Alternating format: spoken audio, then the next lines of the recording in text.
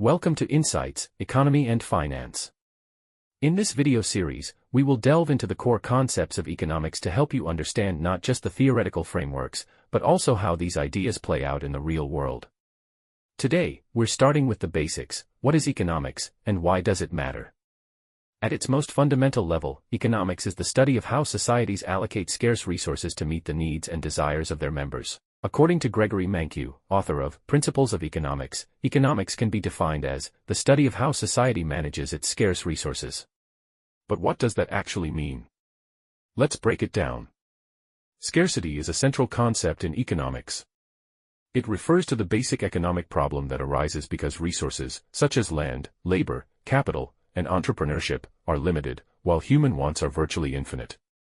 This fundamental mismatch forces individuals, businesses, and governments to make choices about how to allocate their resources most effectively. In his book, Mankiw emphasizes that economics is about decision-making. Whether it's a consumer deciding how to spend their paycheck, a business planning its production schedule, or a government setting fiscal policy, economics is always at play. These decisions are made based on trade-offs. Choosing one option usually means giving up another. This is known as opportunity cost, a critical concept that helps explain much of human behavior.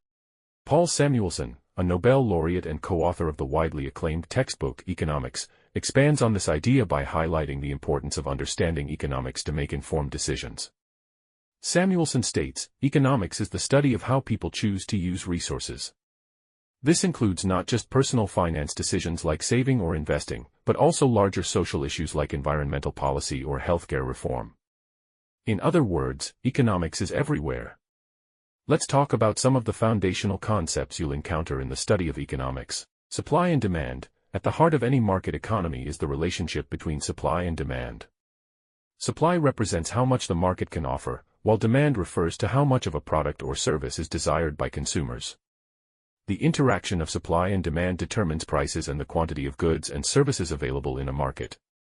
For instance, when demand exceeds supply, prices tend to rise. Conversely, when supply exceeds demand, prices tend to fall. Understanding this dynamic is essential for grasping how markets function. Inflation is another critical concept. It measures the rate at which the general level of prices for goods and services is rising, and subsequently, how purchasing power is falling. Inflation can have significant impacts on an economy, affecting everything from consumer spending to business investment, and even government policy. The causes of inflation can be complex, ranging from increased production costs to excessive demand in the economy. Economists like Samuelson and Nordhaus emphasize the importance of controlling inflation to maintain economic stability and growth. Gross domestic product. Another fundamental measure is the gross domestic product or GDP, which represents the total value of all goods and services produced over a specific time period within a country. GDP is a crucial indicator used to gauge the health of a country's economy. It can be adjusted for inflation and population to give a more accurate picture of economic performance. A rising GDP generally signals economic growth, while a declining GDP may indicate economic trouble. These concepts may sound abstract, but they have real-world implications. For example, understanding inflation is crucial when you're considering taking out a loan or saving for retirement. A grasp of supply and demand can help you make smarter decisions in your personal investments. And knowing how GDP works can give you insight into the overall economic health of the country and what that might mean for your job prospects or business opportunities. But why should you care about these economic principles? Because they affect you every day. From the price you pay at the grocery store, to the interest rate on your mortgage, to the job opportunities available in your field, economic principles shape your world. As Mankiw puts it, economics is a study of mankind in the ordinary business of life.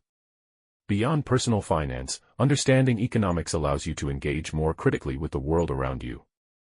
You'll be better equipped to understand news stories about trade wars, tax policies, or global financial crises. You'll also be able to make more informed decisions at the ballot box, understanding how different policies could impact the economy and, ultimately, your life.